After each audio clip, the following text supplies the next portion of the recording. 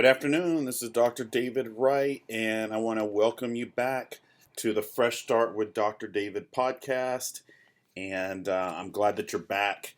Hopefully, you've had a chance to kind of read the description.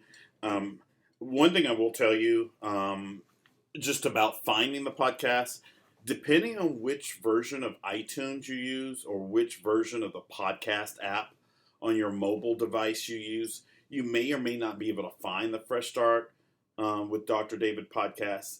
And I'll just be honest with you, it is not easy to find.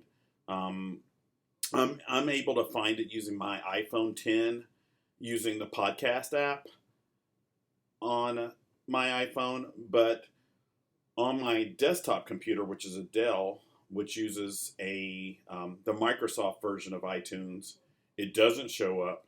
And also on my MacBook Pro, which is like a 2015 MacBook Pro, which is still on Mac OS Mojave, which is probably 2 or 3 operating systems ago, you can't find it either. It just doesn't show up as being a podcast in this country. So I apologize. I'm sorry that it's hard to find. I've seen people try to look for it on their devices and it come up short. And I think that's an Apple issue. I wish, trust me, I wish Apple would fix that and make the podcast easier to locate.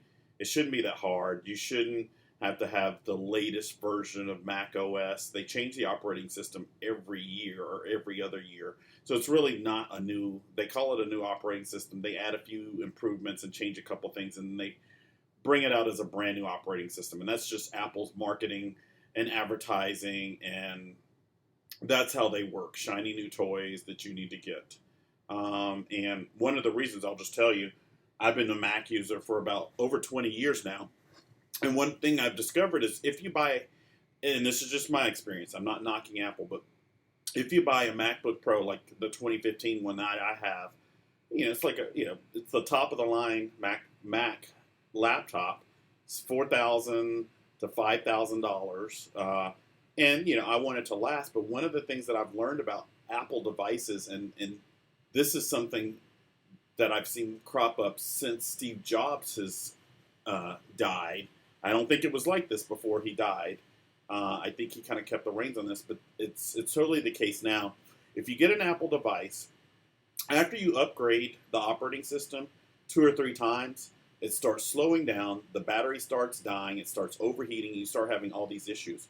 And so part of the reason why I don't, and every time I have an issue with my MacBook Pro, usually a software issue related to some of the applications that are built into it, like iTunes or iCalendar, those types of things, the first thing they ask me is, have you upgraded? And my first response back to them is, no, I haven't upgraded, because you didn't make it backwards compatible with my version of Microsoft Office or my version of QuickBooks or my version of this software, which they could easily do, but they choose not to, because their motive is profit. They just want you to buy a new device. And as soon as you update or upgrade the operating system on an iPhone or a MacBook Pro 2 or 3 times, then it starts to overheat, have battery issues, things like that. And it's just not worth it. So I apologize about that. That's an Apple issue. And, I would recommend that you reach out to Apple and let them know, hey, why is this way? Why is this way? Or why is it not that way?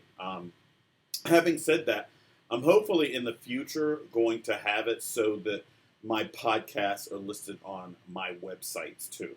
That is not the case right now. It is expensive to make that happen. Trust me. But I'm going to try to make that happen next year. So right now the podcasts are only available on Apple, iTunes, and Apple Podcasts. But I'm going to try in the future to make them available on my website and, if possible, on other places too. But yeah, sorry, Apple doesn't make it really easy to find podcasts, depending on what kind of device you're using, which operating system you're using, et cetera, and it doesn't have to be that way. They choose to invest in the things that they do, and, it is what it is. In my case, I have to pay, not a lot of money, but I actually have to pay a yearly annual fee to do these podcasts. So you would think that they would do that, but they don't. So it is what it is. But welcome back. I'm glad that you're back. Hopefully you had a chance to check out at least one of the previous episodes.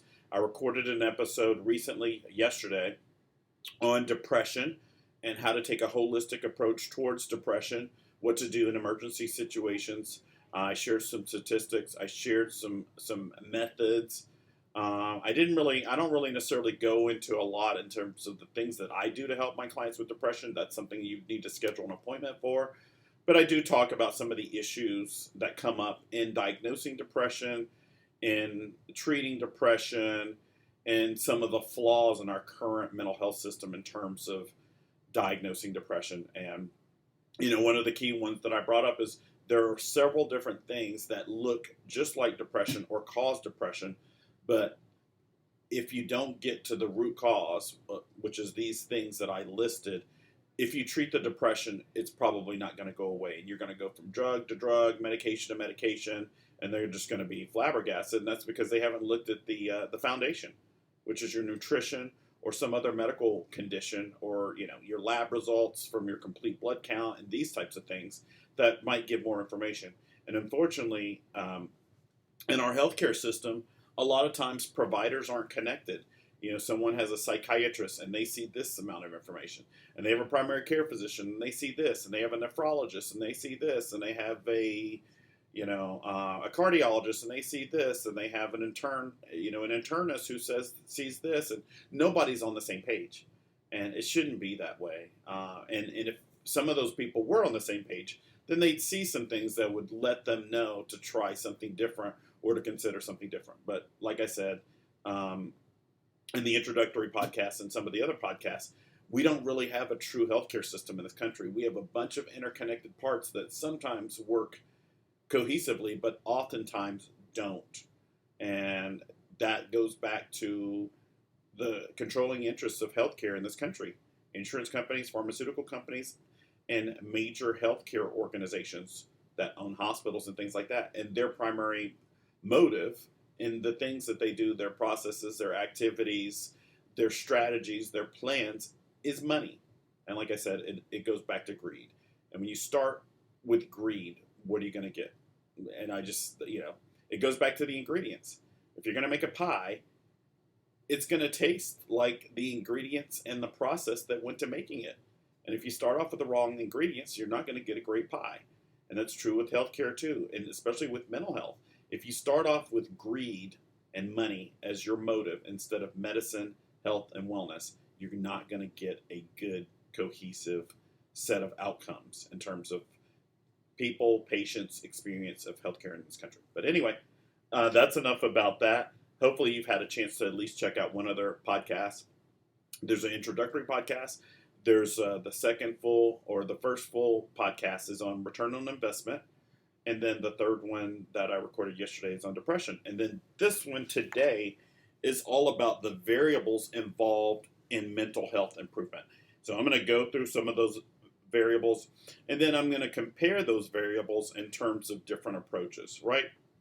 And I'll just kind of talk about it. And this just will give you some things to think about when you think about your own mental health condition or someone else's mental health condition and some of the variables involved. And it's complicated. It's not easy. If it were easy, then more people would get help and receive help. And people would be on antidepressants for a shorter period of time. People would explore more holistic approaches like the ones that I offer, but it's not. It's complicated. It's not easy. So, and that's part of the reason why I'm created this podcast, to make things easier, to make things clearer, and to help people become more informed and those types of things. So feel free to share your feedback. If you enjoy the podcast, please give it a 5-star rating if that's how you feel. Hopefully you feel that way. And feel free to share it with others. As you know from my previous podcast, I do have several mental health practices: MLC of Greater Atlanta, Atlanta Coaching and Hypnotherapy Associates, and then I also have Atlanta Health and Wellness Coaching and Atlanta Small Business Incubator. And just check the other podcasts if you want the web addresses for those. But my two major practices, or the three major practices, I'll give you the web addresses for those. Those are www.mlcoga.com, www.atlantacoaching.com, and www.atlantahealthandwellness.com. And from each one of those websites, they will take you to all of my practice websites and tell you about me and the services that I offer, what I do, what I don't do, and all those kind of things. Okay? So, and you can also check out my self-improvement books. I've got 2 self-improvement books, Tomato Bisque for the Brain and Sweet Potato Pie for the Spirit, Soul, and Psyche, a tribute to Oprah Winfrey, and Super Soul Sundays. And if I haven't said this already, I would like to say this. I'd like to give a huge shout out to Oprah Winfrey. In terms of mental health, she's one of the few people who's taken it head on and brought it up and destigmatized it.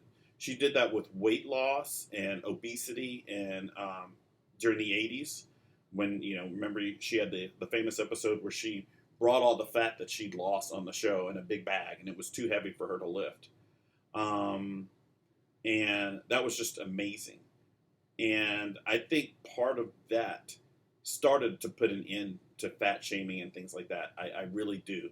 Oprah was a true trendsetter and leader when she did that. And then also just kind of the way that she took her show from being one that was similar to others in terms of the content, and she took it to a self-improvement and self-empowerment level, which led to things like Super Soul Sundays and her Thought for Today newsletter, which is what my first and second self-improvement books were kind of based off of. So huge shout out to Oprah Winfrey for that. I can't say how much it's energized me and my mission and my purpose and the journey that I've created because of that. So anyway, thanks Oprah. With that, I'm going to get started today. Thankfully, I have a good cup of coffee again today. I did an episode yesterday on depression, and I talked about a little bit. I mentioned some of my own past struggles with depression, anxiety, ADHD. I will do future episodes on ADHD and anxiety. Those are my specialties. So when people ask me what my specialties are, I tell them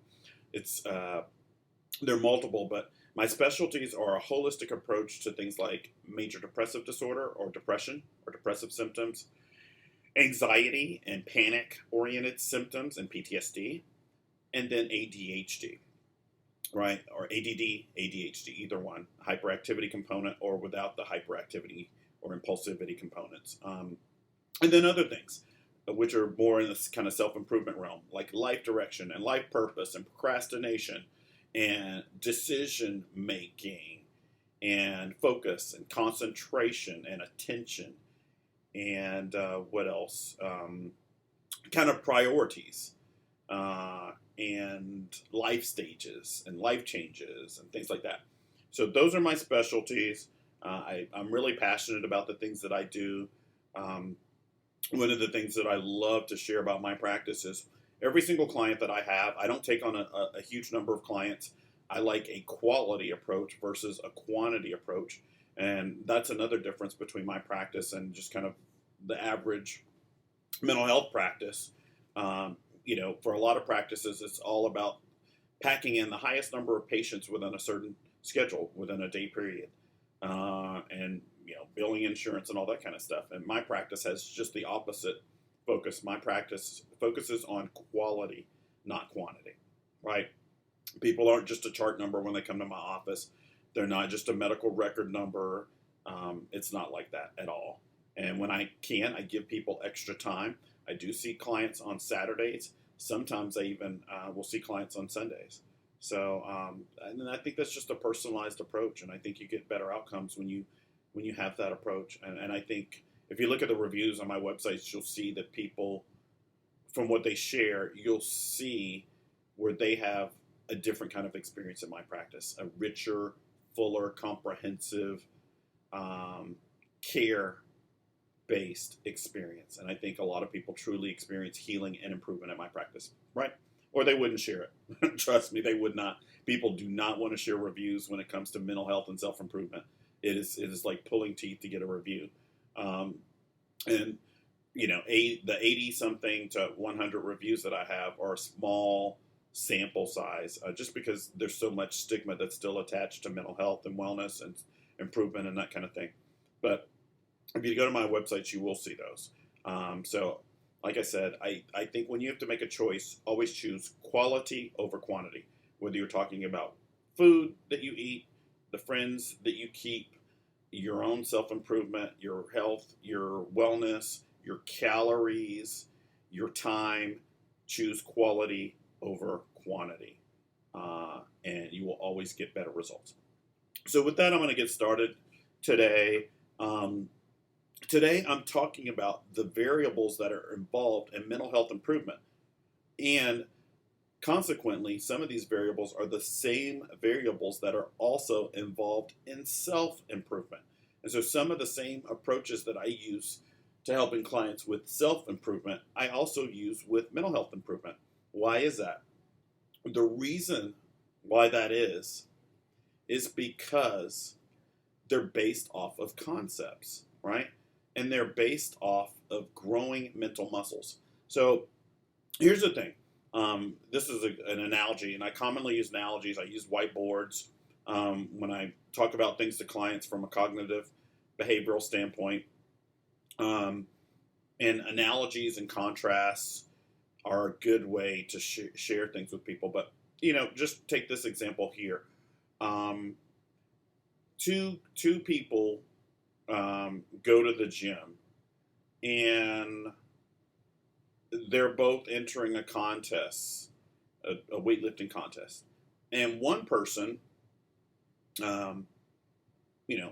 he lifts, and it's all, based off what he can actually lift.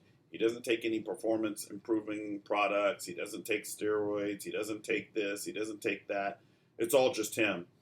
And he builds up the mental muscles to lift a certain amount of weight. And then you take another person, and they can lift, let's say, the same amount of weight, maybe slightly more, but they use all these performance-enhancing things. Steroids, I could go on. But here's the thing. When you use something else to boost up your performance and activity, there's a price to pay for that later. So there's a liability that you're creating when you do that. You're borrowing, right? When you use steroids, you're borrowing from your heart. You're borrowing from your kidneys. You're borrowing from your brain. You're borrowing from your metabolism, your physiology, your biochemistry. You're borrowing. And you're going to have to pay that back later on. So that's the difference between approaches that build mental muscles and ones that don't. The same thing is true, and this is why I use this analogy, of medications. Now, I'm not talking about blood pressure medications or heart medications and things like that. I'm talking strictly about medications for things like depression, anxiety, ADHD, things like that. But if you're taking a medication, especially ones that are addictive in nature, like stimulants, like Vyvanse and Adderall, Focalin, Cylert, not Cylert, Concerta, things like that. Or if you're using benzodiazepines like Xanax and Librium and Ativan and Valium, etc., you're creating a liability. You may not realize it at the time, but you're creating a liability, and that liability is based upon principles of addiction. So you're borrowing from Peter to pay Paul. I promise you, you are. And so just keep that in mind. Now, if you're on antidepressants for a short amount of time, that's a different story. You're getting a temporary boost. You will have to build up those muscles when you come off the antidepressants. But sadly, a lot of people don't want to do that. And so they stay on antidepressants for a long time. Now, there are situations where people need to be on an antidepressant long term. And those are specific circumstances. And that's between someone and their psychiatrist, to figure out. But generally speaking, when it comes to things like addressing anxiety and ADHD and other things, you can either build the mental muscles that are needed to reach your goals, ambitions, and things like that without the medication, or you can use the medication as a temporary boost, but just realize you're going to have to pay for that later on. And a lot of people never want to pay that. and they just continue to use, and ultimately they end up with an addiction, right? So that's the difference between approaches that are short-sighted, like just using stimulants or like using benzos and things like that create a liability, and then other approaches like the ones that I offer to help people deal with anxiety, worry, PTSD, ADHD, ADD, in a holistic way. You're actually building assets because you're building the mental muscles, the neural circuitry, the physiology to perform at a higher level. So just realize that difference. And sadly, when people present in mental health and healthcare, they're not given that information. They're not told that, hey, this is creating a liability versus trying some other route that wouldn't. And sadly, that's just the profit motive that's built into the system, sadly. But yeah, it's absolutely the case that a lot of short-term solutions create liabilities. It's like borrowing. It's like if you looked at one company versus another company, they may look the same on the outside, but if you look at their balance sheet, you look at their accounting, one of them borrowed money to do the things they do, and the other one relied upon revenues to do what they do. It's a huge difference. So if you can build the mental and neural muscles that are needed to become successful versus borrowing, because you're eventually going to have to pay those back and it's not going to be fun. Yep. So let's get started. So let's go through a list, and I came up with a fairly short list, but it's kind of extensive. But I'm going to go through the list of some of the variables involved in mental health and self-improvement, because like I said, they both come from the same place. And then also some of the approaches. And then I'm going to contrast those variables with the approaches and give you just kind of what I came up with. So let's talk about those variables, right? So some of the variables that are involved in mental health improvement and self-improvement. I'm just going to go down the list one by one. The first one is symptom presentation, right?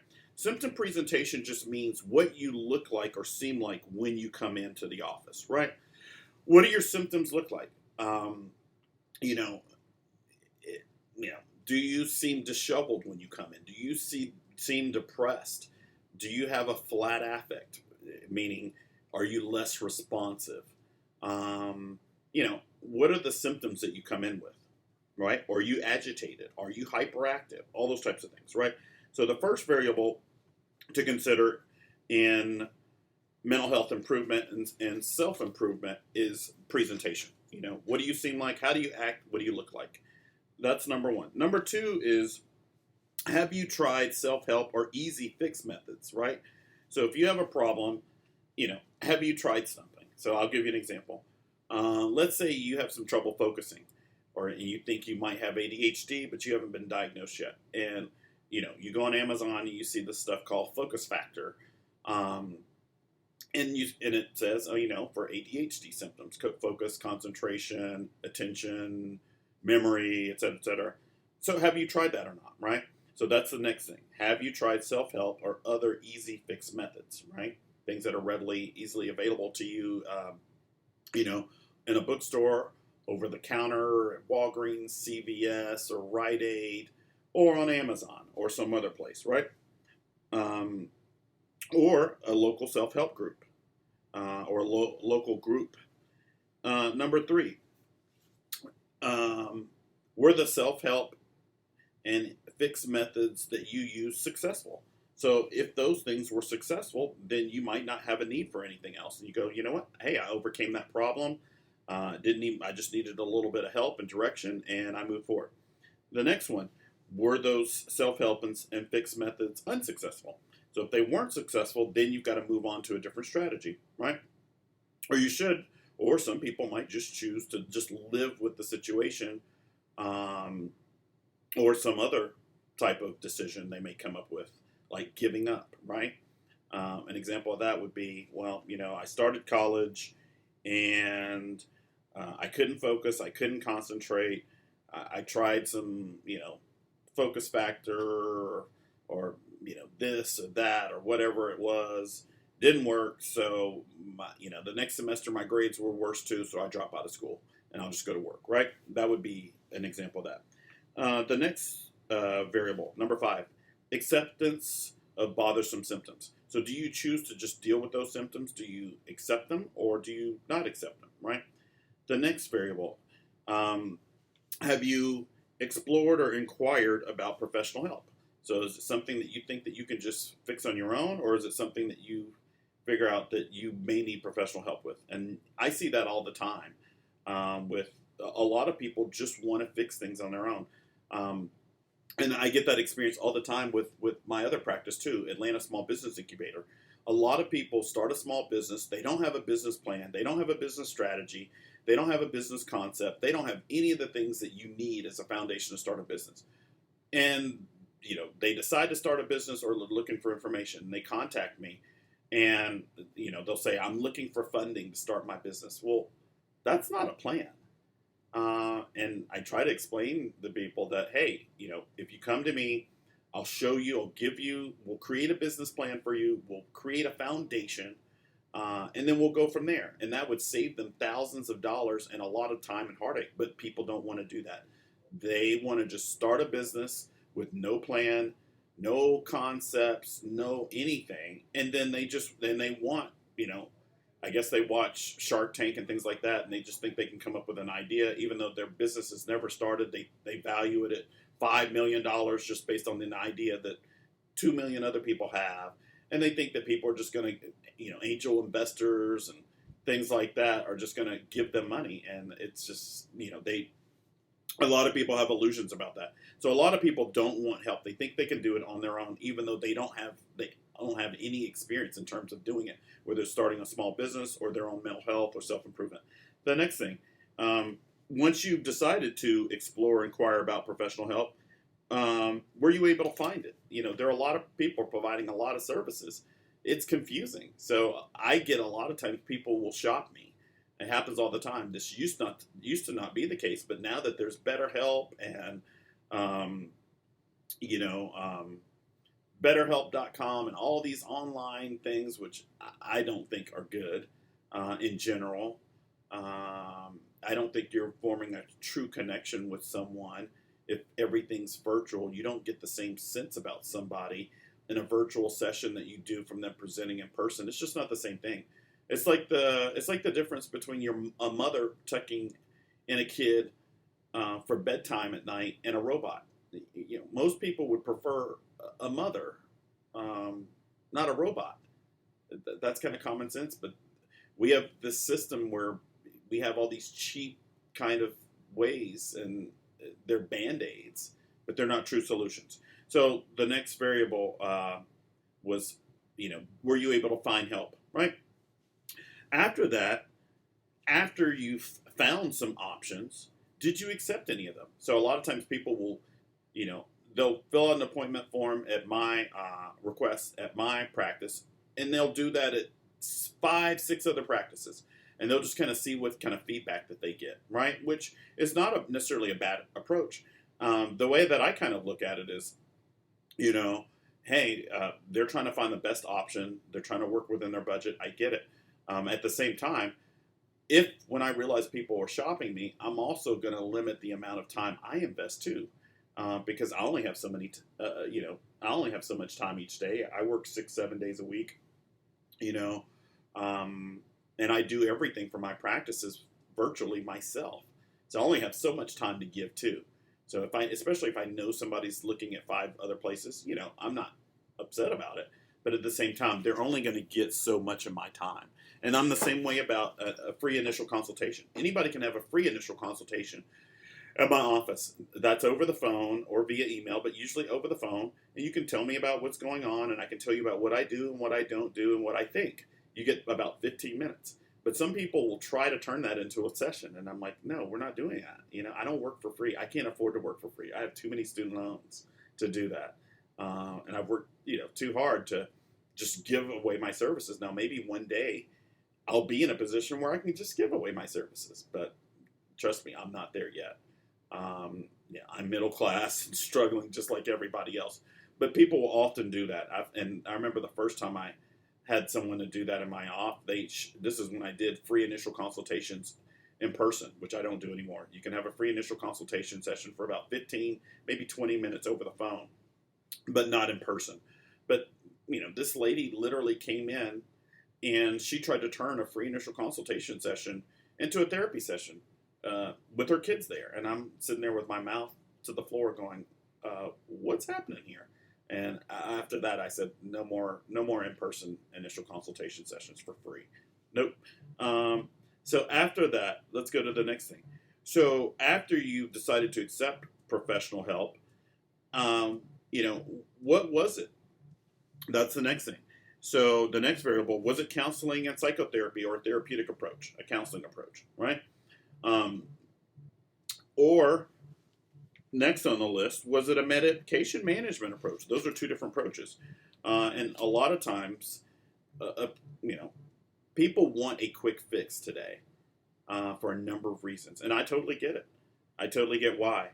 But like I said earlier, if the quick fix, unless it's a severe, urgent situation where you just absolutely have to have medications, you're going to probably, depending on what it is, pay a liability for it later on, right?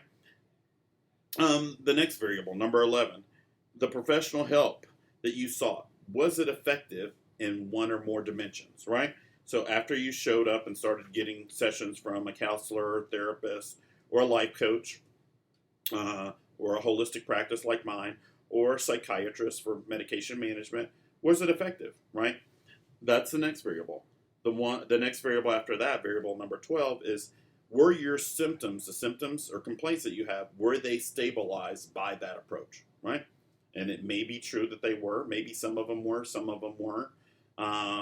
Maybe they were partially stabilized.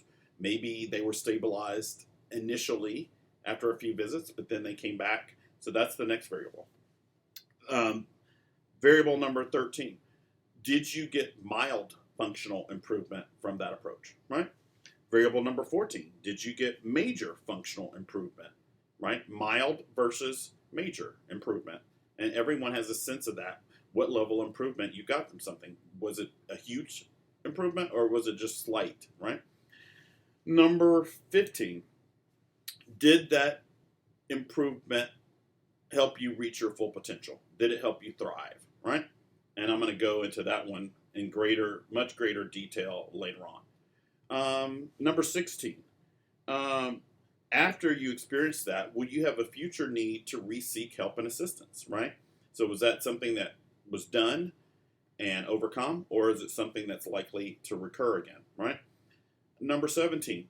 Were you able to move forward with new mental muscles? I think that's really, really important because, like I said, if you're not building mental muscles, then you're probably creating liabilities. So are you creating assets or are you creating liabilities? Big difference.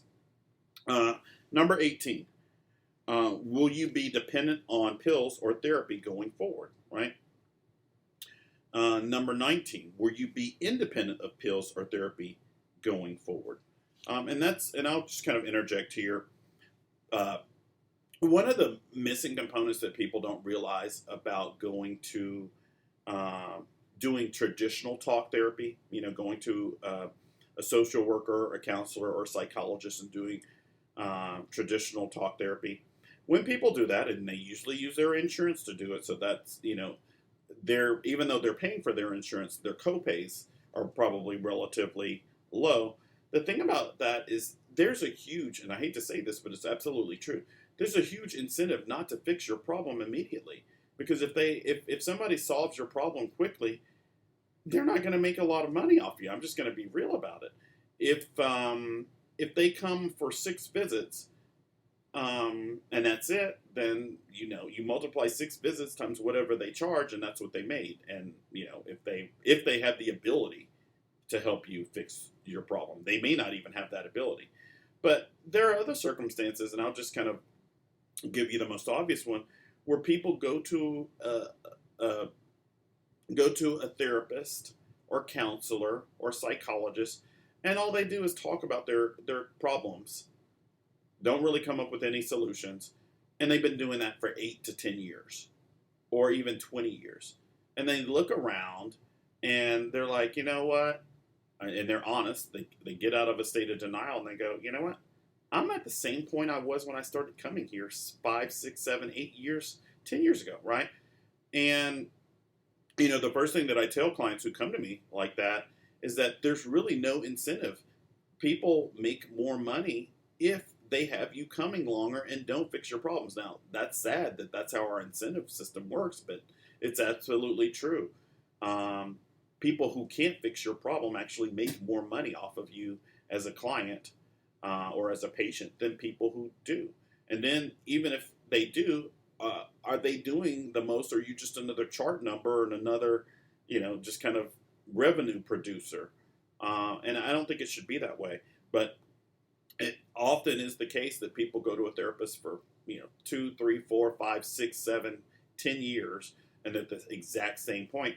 And the thing about it is, a lot of those people use their insurance there. They have a $20 or $40, $60, $80 copay instead of coming to me, And I'll say, okay, well, let's look at this.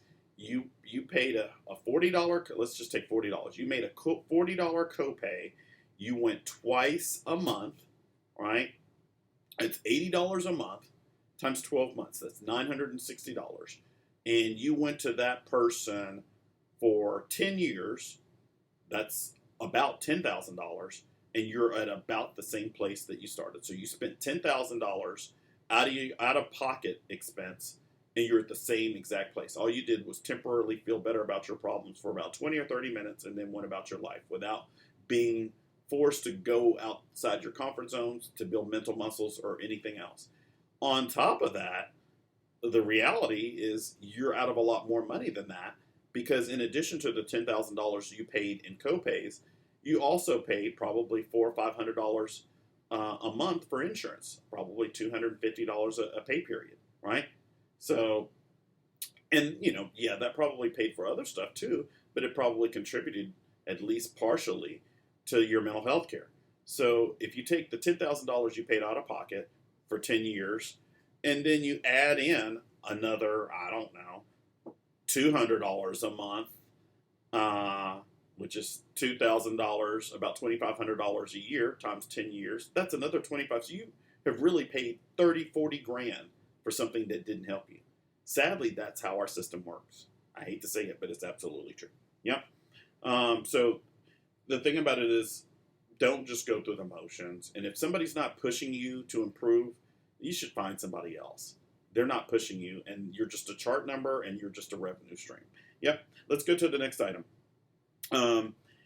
Is the solution, and that I just alluded to it too.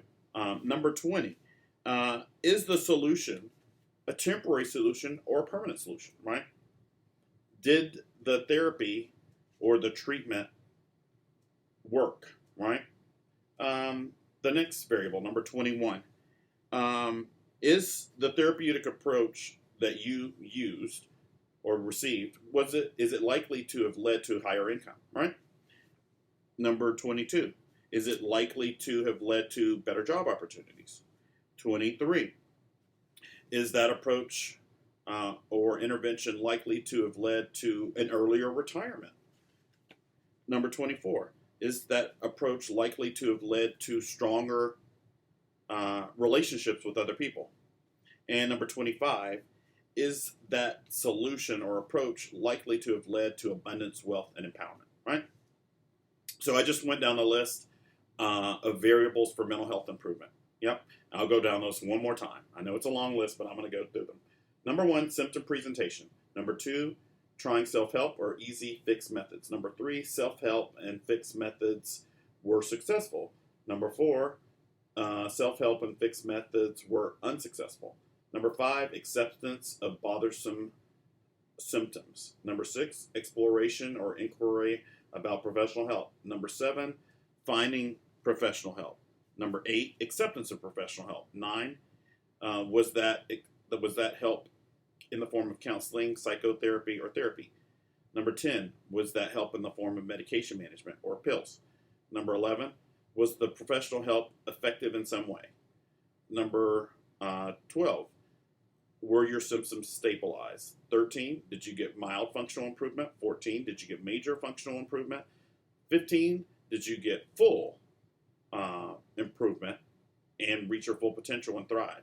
Number 16, will you have a future need to re-seek help and assistance again? Number 17, were you able to move forward with new mental muscles? Number 18, are you dependent on pills or therapy going forward? Number 19, are you moving forward independent of pills or therapy going forward? 20, was the solution that you were able to find temporary or permanent? 21, was the solution likely to lead to higher income? 22, was it likely to lead to better job and vocational opportunities, career opportunities? 23, was it likely to lead to an earlier retirement? 24, was it likely to lead to much stronger relationships with other people? And 25, was it likely to lead to abundance, wealth, and empowerment? So those are the variables that I am introducing during this podcast. And then let me just tell you, and this is a matrix that I kind of drew, and then I'll just tell you the methods that are available and how I looked at each one of those variables. So these are the options, right? Number one is self-help methods. So I looked at all those 25 variables in terms of self-help, right? The next one is counseling and therapy. So all 25 of those variables from a counseling and therapy approach, right? Number 3, medication management. So I looked at all 25 of those variables from a medication management approach. And then number 4, a holistic mindset building approach, which is the approach that I use. Number 4. Number 5, cost-benefit ratio. In other words, how much you spent and what you got back, right? And then the last thing is the timetable, right? So, and I'm just going to go through what I found, generally speaking, right? When it comes to self-help methods, a lot of times, in terms of will there be a future need to re-seek help and assistance, there most likely will, right? So if you just use self-help methods, you're likely to need to seek help again in the future. The other thing, temporary versus permanent solution. That's variable. In terms of self-help methods, it depends on the problem that you're presenting with or the issue or the symptom, and it depends on what method you found to help, right? Whether it was temporary or permanent, right? Leads to a higher income, possibly. Leads to better job opportunities, possibly. Likely to lead to early retirement, possibly, maybe. 24, likely to lead to stronger relationship, possibly. And then last one, likely to lead to abundance, wealth, and empowerment, probably not, right? Let's go to the next column, counseling and therapy. And I'm just focusing, because of time constraints, I'm just focusing on the things that are really, really the most important for each column, for each category, right? So for counseling and therapy, let's see. Is there a future need to re-seek help and assistance? Probably so, if you just get counseling or talk therapy, right? Will you be dependent upon therapy going forward? Probably so. Will the solution be a temporary or permanent one? That's variable. It's probably going to be a temporary one. It could be permanent in the sense that you might have to go to therapy all the time, and you probably still won't get full efficacy or improvement from doing that. And then the same things are true for the likelihood to lead to higher income, better job opportunities, and early retirement, stronger relationships, and then abundance, wealth, and empowerment. Those are all the same as if you sought out self-help methods. Let's go to the next category, medication management, right? So some of the things where that stands out is, will you also need counseling and psychotherapy or therapy? It probably is the case because medications have side effects. Medications don't fully fix things. Medications, in most instances, are fairly blunt tools, and so it's likely that you'll also need therapy too. Let's see. Will you be able to reach your full potential? That's variable. You don't know. Will you have a future need for help and assistance or different medications in the future? Absolutely. And then the next thing, will you be dependent on pills or therapy going forward? Probably so. Probably so. It depends, but probably so. Is the solution temporary or permanent? It's usually temporary. It depends on what it is, but it's probably temporary, at least with that one drug that they tried. And that might change with each new drug that you get put on. And then the rest of those variables, higher income, better opportunities, vocationally, early retirement, stronger relationships, abundance, wealth, and empowerment are all the same. And then I'm going to get to the last one, which is the basis of the practices that I have. Taking a holistic, naturopathic, functional, integrative, psychoanalytic, psychodynamic approach that is based on building mental muscles and assets, right? And I'll look at that. In terms of symptom stabilization, will your symptoms likely be stabilized? Absolutely. Will you have mild functional improvement? Absolutely. Will you have major functional improvement? Absolutely. Will you be able to reach your full potential and thrive? Absolutely. Will you be able to move forward with new mental muscles? Absolutely. Will you be independent, or most likely independent of pills or therapy going forward? Absolutely. Because you built the mental muscles. You built those assets that you can draw upon in the future. Some people call them character. You could call it character, you could call it mental muscles, but it's all the same thing. Your ability to be resilient in adverse circumstances, basically. Will it be a temporary or permanent solution? It will be a permanent solution. And then the next variables are all the same. Higher income, better job opportunities and vocational opportunities, early retirement, much stronger relationships, abundance, wealth, and empowerment are all extremely high. So that's one of the reasons why I have the kind of practices that I have, because the difference is you're doing the work, you're putting in the time, the energy to build the mental muscles, which becomes assets that you can draw upon. And I'll use this example, right? Which should make it clear. And I kind of use this strategy in terms of, investing and things like that. If you made a choice, or if you make a choice to invest in mutual funds, ETFs, things like that, and I'm not talking about the ones that are very risky. I'm talking about less risky ones. Once you make that investment, if you need money later, so let's say you make a $50,000 investment in ETFs and mutual funds, not only do you have the original asset, but you can borrow off those assets in the future without dipping into the assets themselves. So you can borrow money from those assets. In addition, those assets are probably growing. So that same asset, so it's like, the classic example, if you had invested in Walmart in the 1980s, or if you had invested in Amazon in the 1990s, or if you had invested in Uber in, whatever year. But that's the key, is the investment. By building the mental muscles that you build by taking a holistic, cognitive behavioral approach to things that forces you to grow and go beyond your comfort zones and actually put in the work, then those are assets that you have that keep growing, mind you, and you can borrow off them in the future, and that leads to resilience. So that's the key to this approach, is what you're doing leading to liabilities, which you're going to have to pay back, or assets that continue to grow that you can borrow off of in the future. And I say that even though you might have to do a little bit more work, it's worth it. Yep, absolutely think it's worth it. And I think you're worth it too. The other two variables that I looked at, the other two columns, is cost-benefit ratio. And I just kind of gave you that example. Somebody could sit in therapy, not being forced to go outside their comfort zones, just talking like their pals with their therapists or their psychologist for 10 years, and they've not really noticed it, but they probably paid in about $35,000. And what have they gotten back?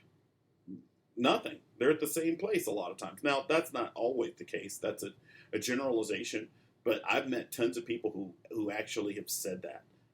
I spent And they're soured on therapy because of that, because they just sat there chit-chatting, kikiing with their therapist or their psychologist for the last 5 years or 10 years, and they haven't noticed that they spent, 10, 15, 20, $30,000 and haven't gotten anything back. They're at the exact same point. Their anxiety is the same. Their depression is the same. They felt better, but, they didn't get anything in return, right? And then the last thing is timetable, right? What are you getting in terms of the time, and how long does it take to fix things? Most clients that come to my office, they're growing, they're making more money, they're more resilient, they know how to deal with situations within 24 months. I do have some people who come to see me occasionally who've been longer than that, but most people who come to me, as they've grown, their visits become less often. They need less help. They're stronger. They're more self-confident about their abilities. They have higher self-esteem. They're more resilient. They're more abundant. They're more empowered. They're more improved. They have a higher level of self-efficacy and self-advocacy, and they're just stronger, braver, more courageous people, right? In a short amount of time. And so I always say it's what you put in. It's what you put in. You could stretch anything out over a long period of time, but here's the thing, we don't live forever. So you want to try to accomplish as much in a short amount of time. So that's kind of what I wanted to talk about today, all the variables that are associated with mental health improvement. And just think about some of those things, and think about the strategy that you're considering using or exploring, whether it's a long-term solution or a short-term solution. If you're going to get what you're paying for, what's the cost-benefit ratio? Is it likely to lead to a permanent solution? Is it going to allow you to thrive and grow and reach your full potential? And is that going to translate into the rest of your life? Your income, your job opportunities in your career, your retirement, your relationships, the amount of abundance, wealth, and empowerment that you have. So think about those things. It's not always easy, and in some ways, it's easy to take a short-sighted approach. It really is, financially and otherwise. But I always tell my clients, whatever you put in is what you're going to get back. So, if you talk about your paycheck and how much money you put in, an investment account every month versus going out and eating and dining and things like that. I mean, you could choose. You could put $100 a month into your mutual fund, and then spend $900 on entertainment every month. Or you could do it a different way and put in $600 a month into mutual funds and spend $400 on entertainment. It's totally up to you. But at the end of the day, if you do that for 2 or 3 years, the thing that you're going to look at is, person A who put in $100 a month and spent $900 a month, on other stuff. In 3 years, they're going to have $3,600. $1,200 a year times 3. They're going to have $3,600 versus the other person who put $600 a month in times 12. That's about $7,200 a year times 3. That's 22,000. So you've got one person who's got 3, and the other one's got 22. The other one's got 7 times as much. It's up to you. How you invest is up to you.